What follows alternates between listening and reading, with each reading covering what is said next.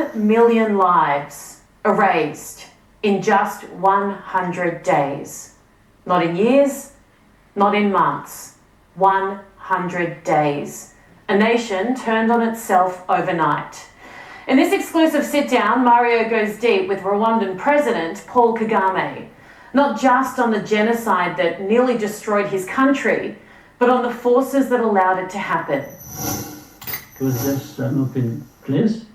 They drew a line, left Rwanda on this side, and the other side it was called Congo. But this line divided the families. You can talk about others who migrated and went to Congo from Rwanda or whatever it is, but there are those who are indigenous to that place. These are the ones who are fighting, whom the government is uprooting and saying, you go back to Rwanda. You're talking about the M23 now? Yeah. And we have, by the 130,000 people, refugees. From Congo and Rwanda? Yeah.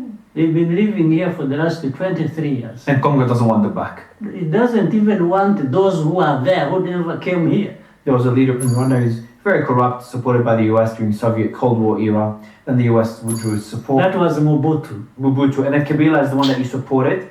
Francis Kabila, that took over power. And then Francis Kabila and you guys, your relationship broke down for whatever reason. And then there was multiple wars where Rwanda was involved. And then he was shot by his bodyguard. His son, Joseph Kabila, took over. Then there was an election, and we have today's leader. Congo, I feel, is like, it's not even a country anymore.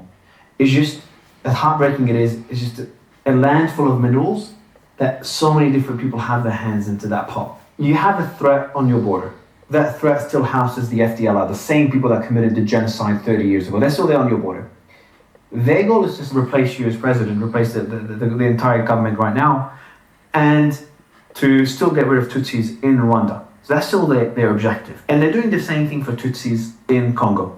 Then there's the other argument of minerals. So the way I see it is there's all these different hands, some corrupt, some good, some bad, some of them committing horrendous crimes to get access to the minerals in Congo, because it's such a wealthy country. And there's no real way of doing business with Congo. You don't think the current government is doing the best job. They operate in a country that everyone wants it to be unstable, because that's how they get access to the minerals. And your end goal is for Congo to be stable, even more prosperous than you if that's possible, and to do business with Congo a peaceful way. But you're not able to reach a path to that. If you looked at the list of 100 entities, China, Europe, US, Canada, and so on, including all of us in the region, who are interested in minerals in the Congo. Rwanda would come as 100, it would come at the bottom. But the situation is such that it has been made to look like the ones least concerned with the minerals have been the ones accused for the entire problem of these 100 who get billions and billions and leave nothing behind. So Rwanda has come to be the ones to absorb it. And the people who have the power of the media, of everything, and for them, they're also benefiting from the bad politics. Our problem is not minerals. It has nothing to do with minerals. Ours is about security. And once we are not assured of our security, we can't be thinking about minerals in that situation.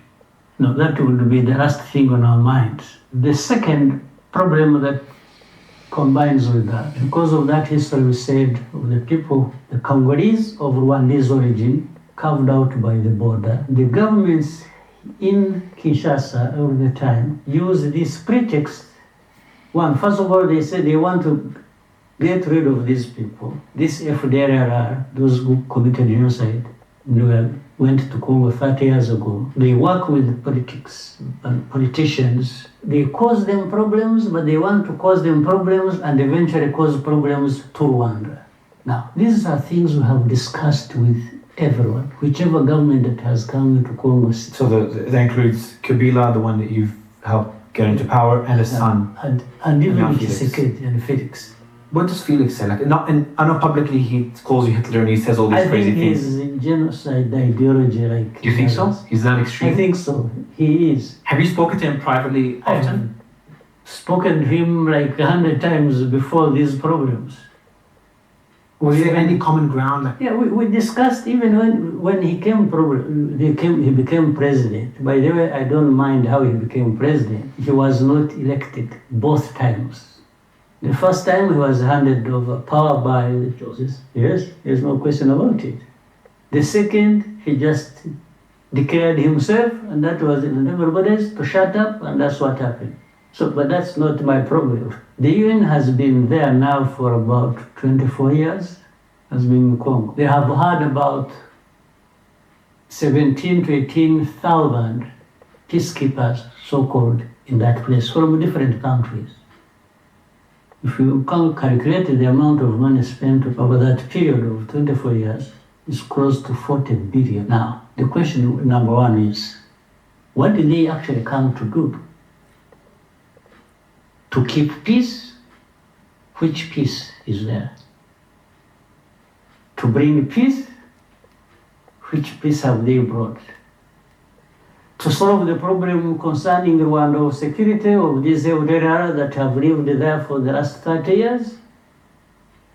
Nothing. so why are they The there? only thing they did relating to this, they have over time repatriated some FDLR and their families. Back to Rwanda? Back to Rwanda. It's on record, it's recorded. The rest, I don't know.